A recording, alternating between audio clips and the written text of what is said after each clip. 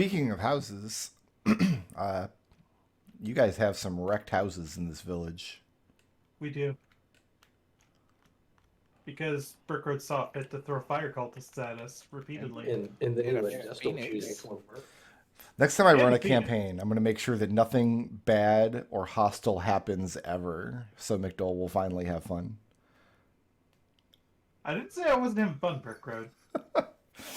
I do I have just you always on think record for F me up, fam. Don't forget. Listen. Why do you think? Why I just like framing everything that you do in the most negative terms possible because it's fun for me. Oh, is that all? Yeah. Brickroad is a enemy to be defeated. Like, Should I just put like my health bar on screen? yeah, just put your health bar on screen. It's like It's just the Jokes infinity on- symbol. Joke's on you. It's like it pops up like a Dark Souls boss. The funny thing is, like, even if I did that, like, I put an asset on screen, it was just my health bar. Like, I don't know how to program, so you guys couldn't actually interact with it, so there'd be no way to damage me. right. Well, there's already no way to damage you. You can damage your emotion. Yeah, you can damage me emotionally. You can send the sleep vampires around. Uh, Yeah, so Treble blames Destil, I blame Brick Road, Solitayre blames himself. So what actually happened? Who has the 100-word summary here? What did you guys do wrong? you set a phoenix loose in our village of peasants, and two fire elemental guys, the three fire elemental guys, right? Yeah. And Yeah, we just fought said, them. Hey, I'm gonna light your village on fire, and then You also killed all of Duke Darkwood's drinking buddies. And he's Yeah. tired of the cultists. And as we were discussing about what to do next, making plans to go to this lighthouse we found out about. we get a letter saying Evelyn King is coming for It's a visit, a little I can tea sum and, this, tea and biscuits. I can sum this up really, really quickly. We were having a wild party, and we just got a phone call that Daddy's coming home. Yeah, We just yeah, that's probably the best way to describe it. Yeah, There's beer bottles everywhere. The floor is a mess. There's no way we can have it cleaned up in time. Cut to Victor just like using a push broom to shove like mountains of soap suds out the back window. what we need is we need a good old fashioned 80s montage. yeah. But you know the little bit in Bill and Ted's Excellent Adventure where they have all the historical people clean up at the Ted's house or whatever. We just need that. Alternate summary is just screaming into the void. I mean, I'm assuming this Awesome. map is post montage. You guys have all the debris cleared away, and and you got some scaffolding put up. That's about the best you can expect in the day or two that you have.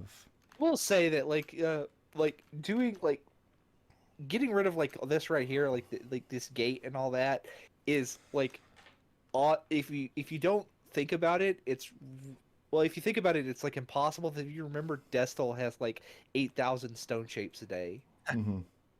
so he could He could clean up quite a bit. Yeah. but yeah, that's it. Yeah.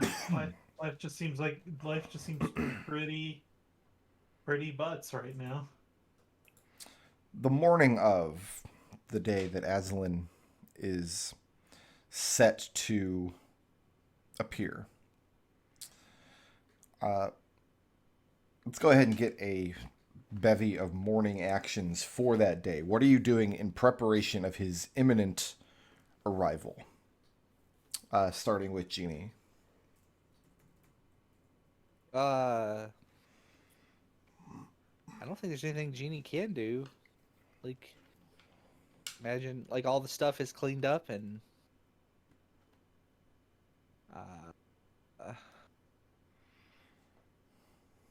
let me see. Does Genie have any? books or anything she needs to hide from this man?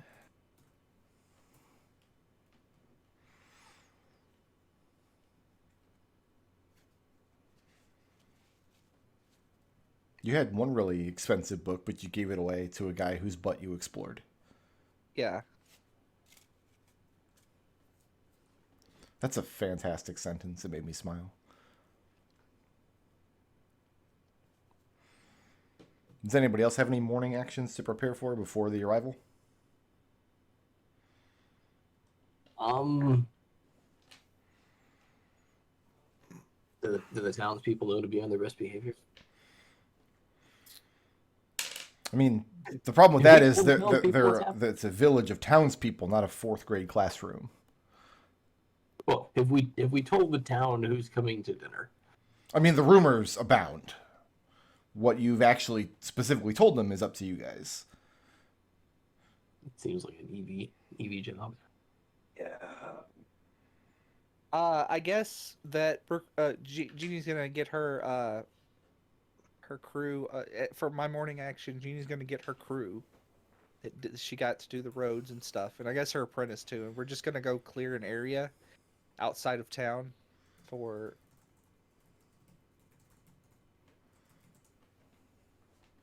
Like we're clearing an area. I don't know like if it would be better outside of town or closer to the manor.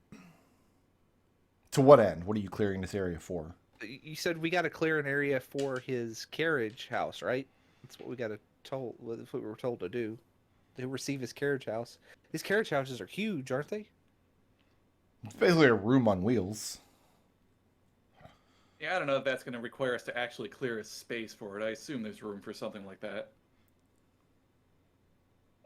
Okay. I don't know. Jeannie goes and cleans out the garage.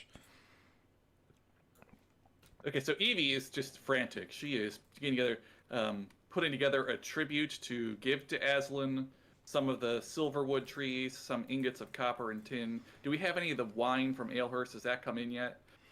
No. That's going to require years of work. Okay, so I guess it's just going to be grain. But yeah, wood, grain, ingots. She's making sure the dinner is going to be prepared properly. She also probably is going to have a moment where she talks to... This probably would have been before the morning of. Sure. But she would have talked to Orson and Tenny. And I think at that point, it's time to just like level with Tenny about everything that we know about Aslan. And tell her what's going on. Okay. So yeah, so she's gonna say, Tenny, I was hoping you'd be a little older when we had this conversation, but And yeah, she she'll tells you she explain. already knows how babies are made.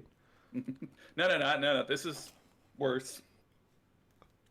And she'll tell her that Aslan's designs for the family are to eventually take them and basically destroy them and take our magical knowledge for ourselves and use our souls to power some horrifying magical ritual he has prepared in his castle.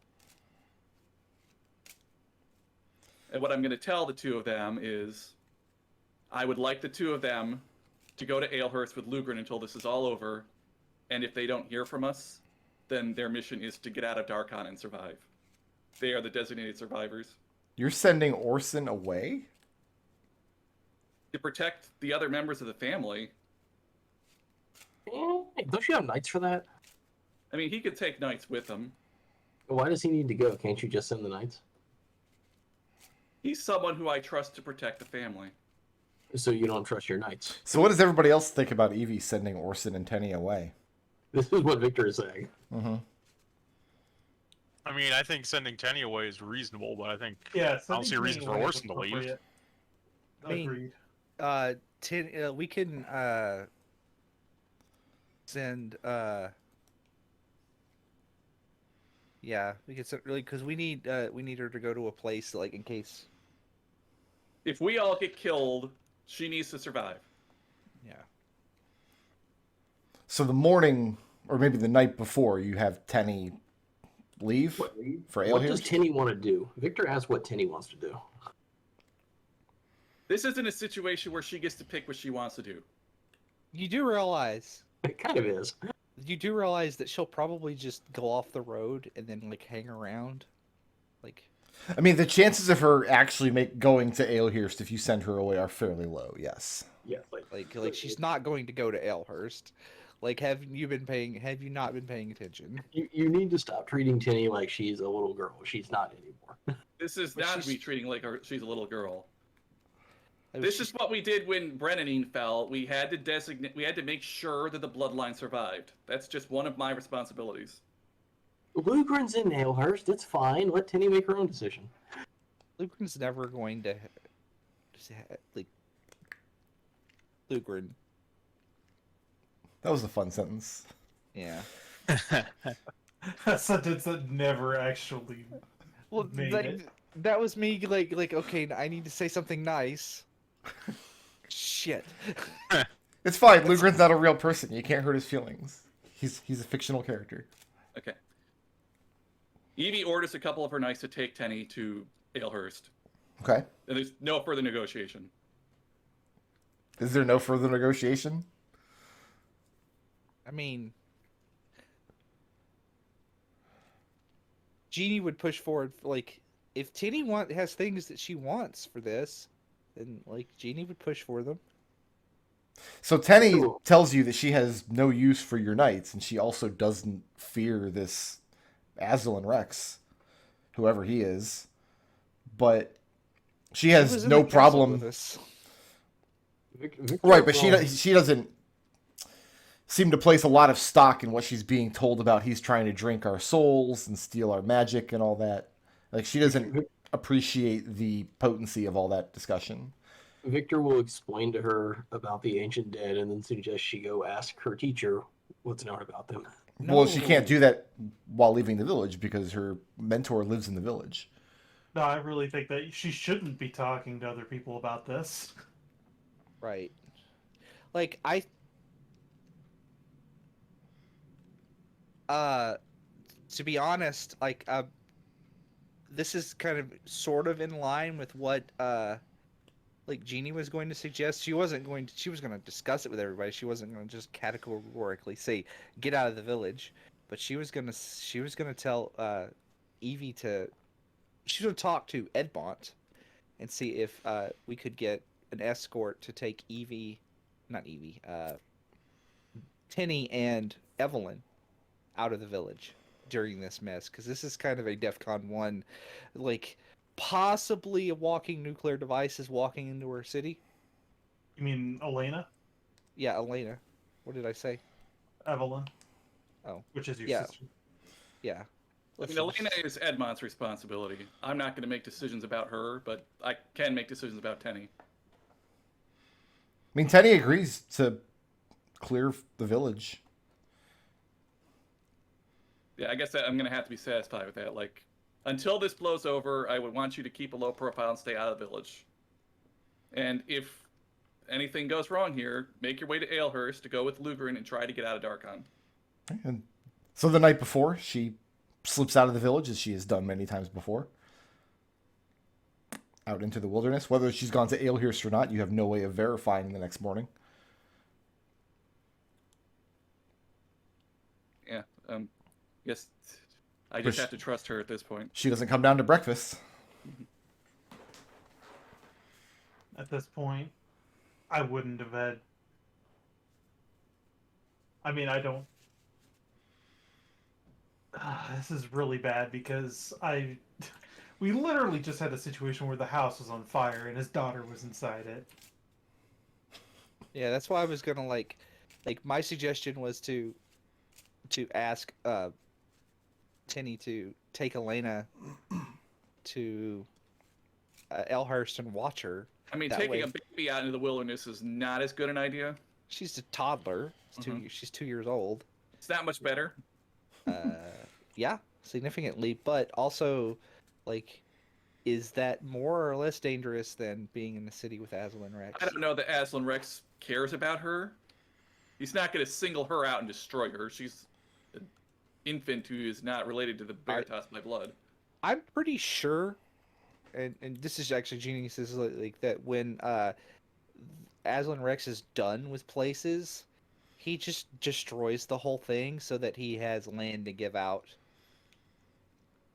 when new people come in. Wow, that's a hell of an economic model. That's like that's like turbo grimdark feudalism. Yeah. And I I mean, mean, that's it's- pretty accurate to what has been happening, it seems I mean, he like. doesn't value land or people or resources. All he seems to care about is magical knowledge and souls for his machine. We haven't observed much else from him. We've come to the conclusion that this whole situation is a hamster wheel.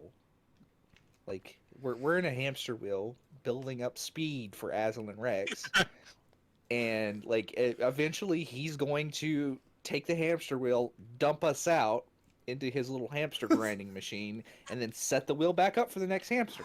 That is a fantastic metaphor.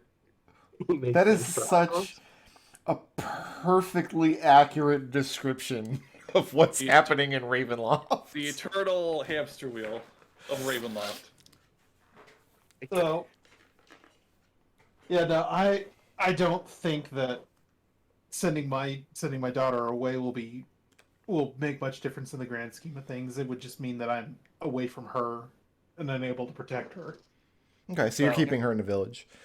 Yeah. Is Ekon doing anything in particular to prepare for this arrival? Ekon is going to go ahead and get. He's basically going to be running around making the house better and more secure, and security in this case also includes magical security. Did we ever get that lead-lined scroll case? You did, yes. Okay. I have that written down on the list. Yeah. It'll hold one scroll. Okay. So, I mean, it's still a tube.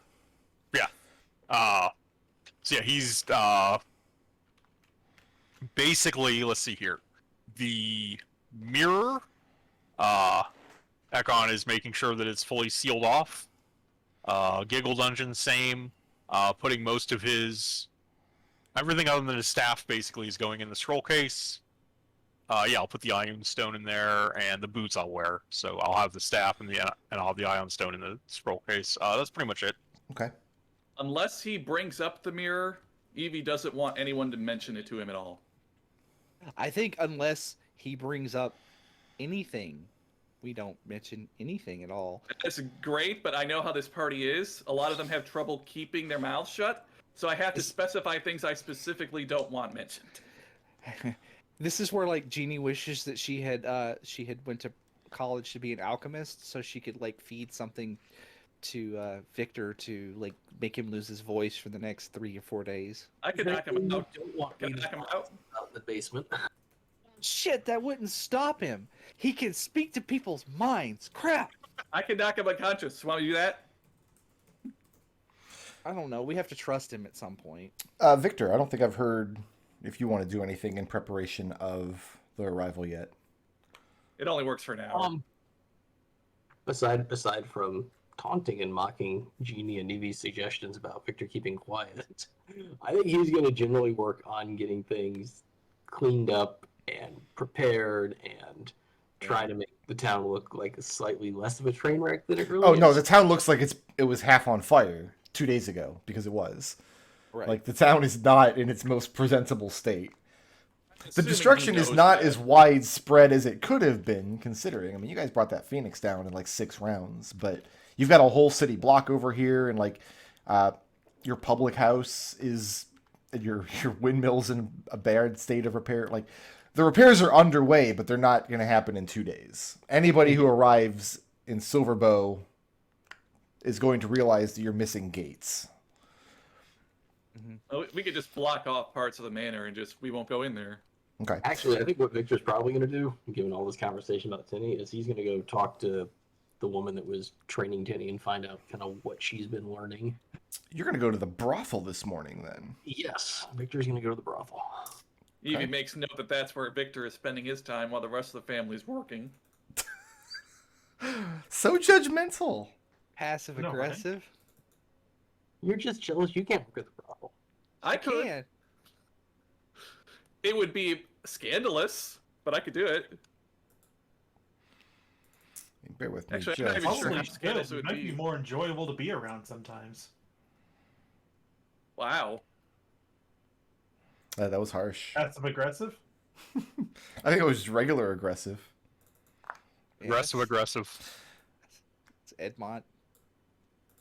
Victor, what do you ask of Beata at the brothel? So Victor's main goal is to find out how Tinny's training has been going, how active she's been in learning it, what exactly she's been learning and being taught, what Beata's plans are for continuing to train Tinny, and all that good stuff. Beata seems very pleased when she answers that she doesn't know the answer to most of those questions. Are you trained in Arcana? Yes, he is. Okay, then give me an insight check.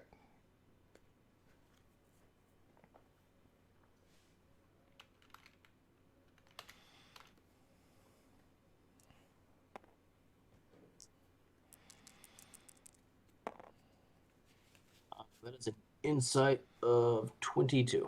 This flies in the face of basically everything Victor knows or has ever observed about magical training, but it almost seems like the primary course study for Tenny's advancement is that she discovers things on her own without much guidance.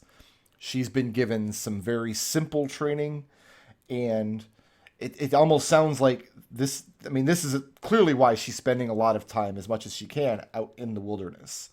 She is training. She's not just playing hooky. She's not just gallivanting. She's not just talking to animals. Like, just existing in a natural environment is her training. And this is somehow going to manifest as magical acumen in the future. At least Beata believes that. Has Beata been giving her much guidance, or how is she making sure that Tinny doesn't get injured, or if she does get injured, how is she helping her plan to recover? What is she doing to make sure Tinny doesn't kill herself? Nothing. Absolutely nothing. That would hinder the training. Victor makes a note of that with Yeah. slight concern. Beata You bring kind that of up, shrugs. Edmont? If a person injures themselves in the woods and they have no one to assist them, they have to learn how to assist themselves. And has she taught Tinny how to assist herself the best she can? Or is she leaving Tinny to discover that for herself? Either way leads to learning. Either way leads to knowledge. Knowledge can lead to practical application of magic.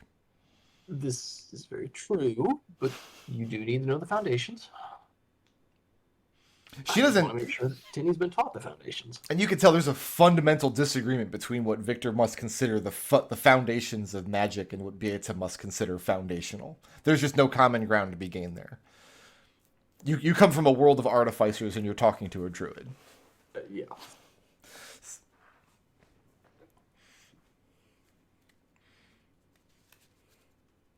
Yeah, other than that, how's brothel, how's business, all that fun stuff. House tricks. Nice. There Maybe is have some girls or- modicum of concern about the king's rumored visit to the village. That has been kind of a wet blanket on sales. Does she happen to know what those specific concerns are? It's people are scared of Aslan. That's interesting because before it seemed like most people didn't think he actually existed. But That's exactly why people are scared of him. our presence here and our knowledge of Aslan seems to have shaped what people know. People are scared of all kinds of things that most people don't think exist. I get the feeling, McDohl, that what's going on is they didn't think he's exist, and now they're being told that he's coming. You're like, oh, he does exist. Crap. Santa. Yeah. I feel like Santa showing up on your door, and he's a scary, like, ancient dead lich. Aslan's No, gonna like- find out who's naughty or nice. It's more like No, Santa it's- shows up at a It's party. easy when you're sleeping. You know, No, when you're it's- awake. No, what it is it's like, oh, Santa exists? Nah, that's not real. Oh, the Krampus exists. Aslan shit. is the Krampus. we have Barovian villagers. Do we need to hide them? Would Aslan see Barovians and think, oh, these are obviously spies for Strahd, they need to be destroyed? You have no idea. Yep. Like, So, yeah, I mean that's I guess Victor's basic visit. Like, is the he'll ask Beata to do what she can to help calm the townspeople down. Okay. Last question is, do you guys make any kind of official declaration to the villagers about what's about to happen here? Yeah, the king's coming. Yeah, Victor does not tell anybody about what he learned about Tinny, by the way. Okay. Yeah. Evie, you just tell people the king's coming and leave it at that? Everyone must be on their best behavior. She'll probably, like, when he shows up, he'll probably be, everyone go out in the street and throw flower petals in his path or something like that. Victor will tell Evie about the concerns he's learned around town. Yeah, they're Everyone's like, scared Aslan's coming. I think forcing the peasantry to throw flower petals at the feet of Aslan is a little much. well, I mean, if you're scared of him, you want to. God, I don't know how to approach this. Like, yeah, they're afraid of him, so. Put a clown nose on his face, it'll be fine. Yeah, Well, I like guess- he's just going to like pull through the sound and then come up directly to our manor, isn't he? Yeah, I'll tell them, just everyone go about your business. Don't cause any trouble. He's going to be dealing mostly with us. The rest of you just go about your day as if it were a normal day. And this will be... I understand some of you find it intimidating to be in the presence of the king, but we're all going to get through this together. So the king, as far as Evie's declaration is concerned, is somebody that the townsfolk just have to endure. He's the king. You should show respect to the king in his own land. That's just standard everywhere. You don't want to... I mean, she's telling them, you don't have to cower. That probably a little cowering is warranted. All right. Then by midday, you receive word that Aslan's wheelhouse is lumbering towards the village. And it's only an hour or so after that you can see the wheelhouse lumbering forth from walking atop the walls. It is this great rickety carriage adorned outside with 15 different gaudy colors. The curtains on the outside are drawn closed. The thing is being pulled by a team of 6 horses. There's no carriage train. There are no free riders. Nobody's scouting ahead. There are a few kind of lackeys or minions, I guess would be a good word, accompanying the carriage, one of which had rode forward to bring you the information 2 days ago that he was arriving. Who among you is out at the gate to meet Aslan when he arrives? I think all of us would be. Yeah. Okay. Yeah. Evie's wearing her nicest dress. Those of you trained in Arcana, the aura of magic that surrounds Aslan's carriage and the horses and the hangers-on is sweltering. It's like stepping into a sauna. Everything about his arrival is cloaked in thick magic. The team of horses is pulled up to a stop. 2 little men are driving the wheelhouse. One sitting in in the bench up at the front with the reins, and one just kind of hanging on to the side on one of the wheelhouse's 2 great doors. As soon as the horses rear up, The little man on the side jumps to the ground, skitters forward in the mud, stands before not the gate, but fishes a battered bugle out from under his coat, puts it to his lips, plays out a completely tuneless arrival, and then calls out that His Majesty Evelyn King graces the village of Silverbow with his presence. Lean toward Evelyn. How much do you think this is for our benefit rather than his? I've given up trying to figure out how he works. At that, the little man sitting on the bench snaps the reins, and the horses begin driving the wheelhouse into the city, completely irregardless of who might be standing in the path. Mm-hmm. And you all are, at this moment, standing in the path. Move. I guess we'll Yeah. just start walking along. Genie will just start like jogging along the wheelhouse. Yeah.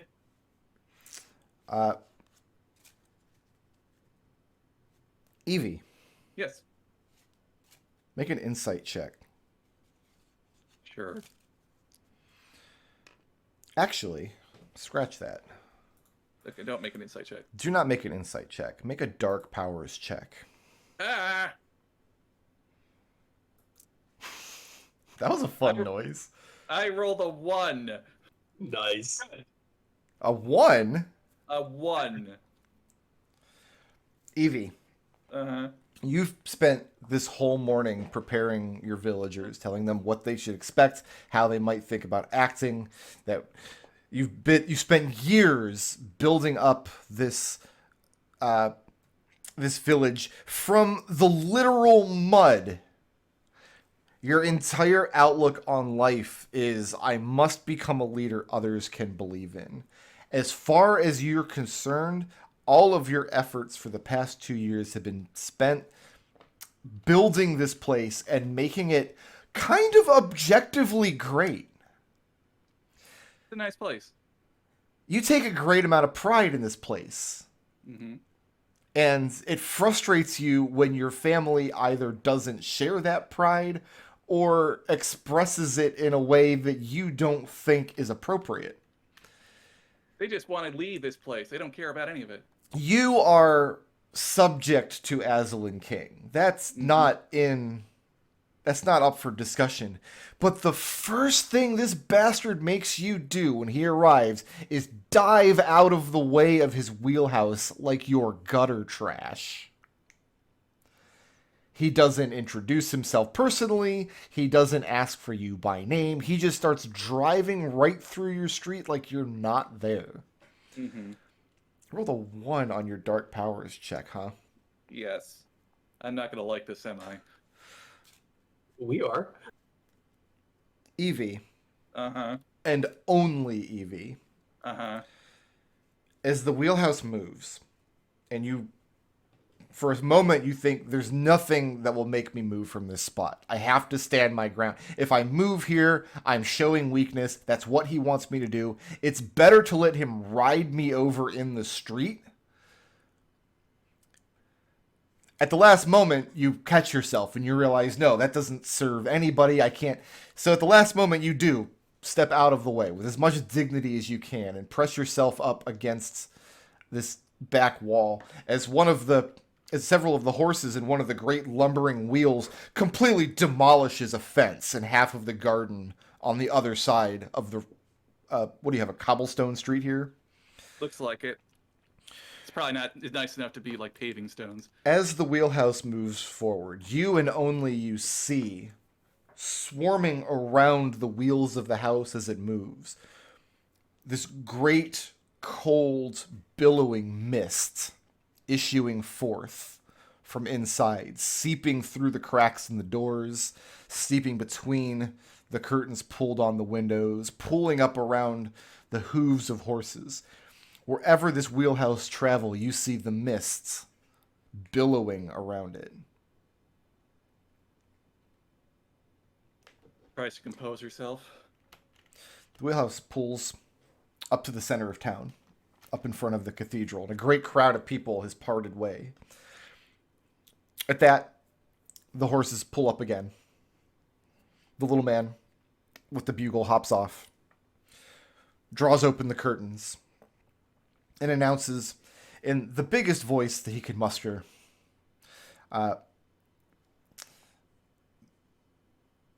that all should bow for the reverence of His Majesty, Evelyn King. Do so. Victor will bow. Evie thinks about not bowing, but she catches herself. Evie, make a charisma saving throw. Oh no. Luckily, I'm pretty good at these. I have a +8. Let's try not to roll another one. How's a 26? Is that good enough? 26, you may decide whether Evie bows or does not. She decides she's not going to make a scene in front of the people, at the very least. That would be undignified. All right.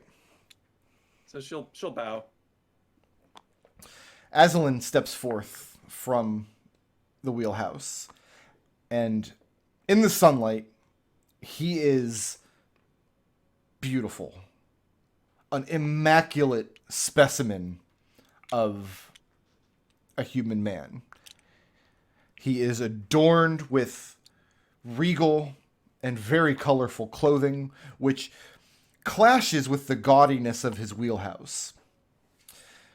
He wears upon his head a golden crown and clutches in one hand a gold and silver scepter. And as he steps forth, even his boots are free of scuff marks, of dusts.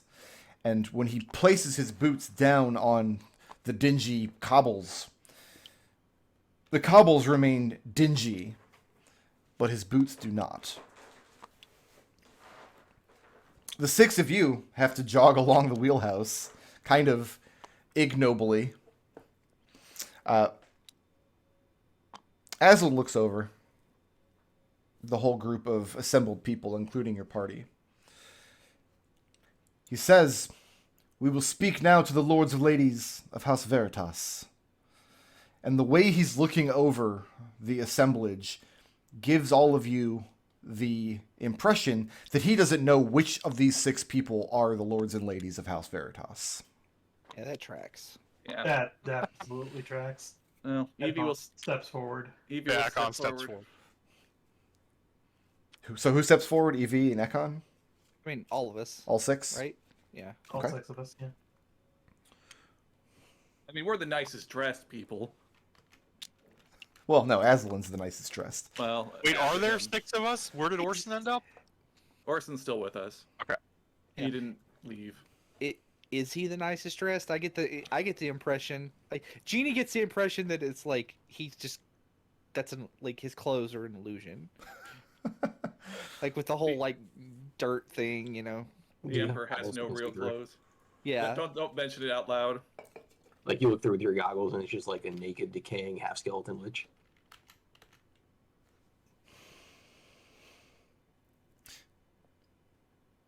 Aslan motions up the road with his scepter, motioning towards the manor house. Yep. Says, "We will require the use of that building. Who lives there?" Your Grace, that is our manor. You are, of course, welcome to take up residence there during your stay. He nods and tells you, "We will reconvene in 6 hours' time, at such a time when that building has been vacated by yourselves, your servants, your animals, and it is ready for us to make use of it." Very well. At that, he motions to his servant with the bugle, and he makes to enter the front door of the cathedral. So here's the thing. Ekon cast that spell that prevents undead from going in there. I don't think he gives a shit. Let me think. Wait, hold on. What did I actually hallow that with? I think I hallowed that. It was like, like you. I'm pretty I think sure. I prevented scrying. There's 2 hallows in the village. There's one in the cathedral that prevents scrying, and there's one in the graveyard that prevents dead from being raised. So let me see what the secondary effects are. I think you banned celestials. You celestials, elementals, fae, fiends, and undead can't enter the area. Yeah, that. Yep, no, you're right. Enter which area? The cathedral or the manor? Cathedral, both. The cathedral. Yes, the base effects of Hallow are in effect both for the cathedral and the graveyard. Okay.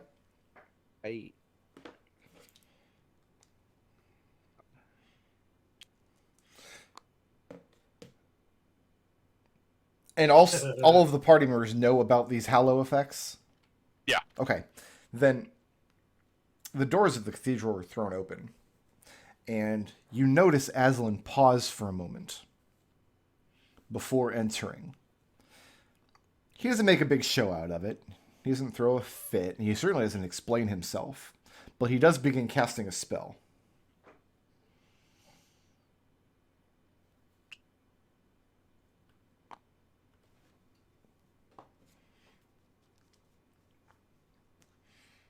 I don't think any of us are going to stop him. Okay. Yeah. I have no reason to stop him now.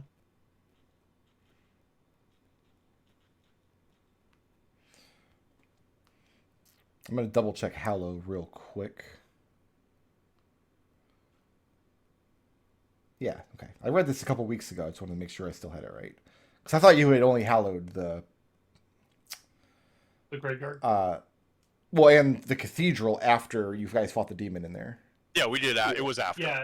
Yeah, it was after the after we fought that demon. Nonetheless, Aslan pauses for a moment, speaks an incantation, and he doesn't even try to hide it. He doesn't hide, because often, especially in Ekon's line of work, a magical incantation will be dressed up like a prayer. Or Aslan does nothing of it. He wants everybody witnessing him to know that he's casting a spell. A little ostentatiously, like his scepter takes on a lightning sheen for a moment. He splays out his fingers the way that a wizard with a conical hat might in a story about hobbits.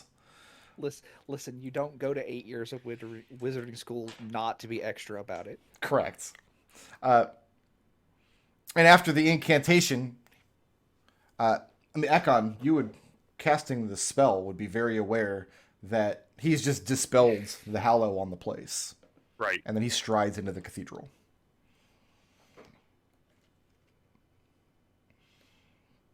So you guys have 6 hours to make your manor livable for Aslan King. Yeah, Edmont clears his throat, says we've got work to do. A few other villagers attempt to enter the cathedral, but Aslan's 2 little men guard at the door. And when I say little men, I literally mean that. They're the size of children. They're no bigger than 4 feet tall, perhaps. But like flea men. They are clearly full-grown men. They smell like they're in dire need of a shower. And they have a very mean disposition to them. Did they remind us of the people that ate Denny? No, because those were more like Amish hobbits. Are these like what I think what he's asking are these hobbits? Are these like, oh, is this a racial thing or is it just or are they flea men? Like, are they hobbits or are they halflings or gnomes? Closer or to flea men on that scale. Okay. Like, there's definitely something wrong with them, and they're both oozing magic, just like everything else. As far as the wheelhouse, like, the entire center square of your village is unusable now. There's a gargantuan wheelhouse there. Jeannie pulls down her psychic goggles. Okay. And looks at the 2 flea men, because that's just what they are now. What do they allow you to see? Just psychic emanations and stuff like that. You don't see anything out of the ordinary. They both have pretty standard brains, as far as you can tell. They're obviously thinking things. If there is magic at play in disguising these creatures or the wheelhouse or Aslan himself, it's not psychic in nature. Right. Well, I didn't figure it would be. I just who knows? Like, Well, you confirm that the two little men definitely have brains. They're not like homunculi. or They're not undead. golems. Some undead have brains. They have blood. That's what she really cares about. So, Edmont is going to Ekon, return to, before we get to Edmont, Ekon, how do you feel about Aslan just striding in your church and then his little minions barring anybody else from entering? I mean, this is kind of what I expected. It's not really that surprising. Okay. You do get some looks from the crowd that's assembled, as though this is something that Ekon should do something about. What do you do to assuage their emotions on the subject? Ekon would look at the group and find a way to. What do I want to say here?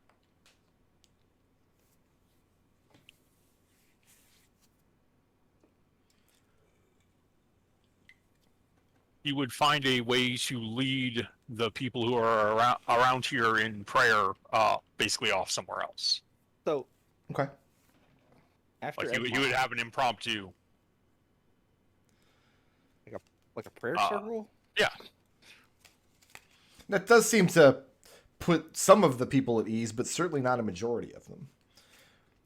What did Edmont have for me?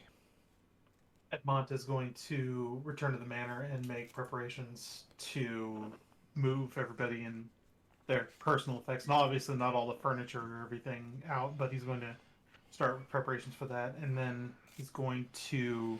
Where do you move all this stuff And- to?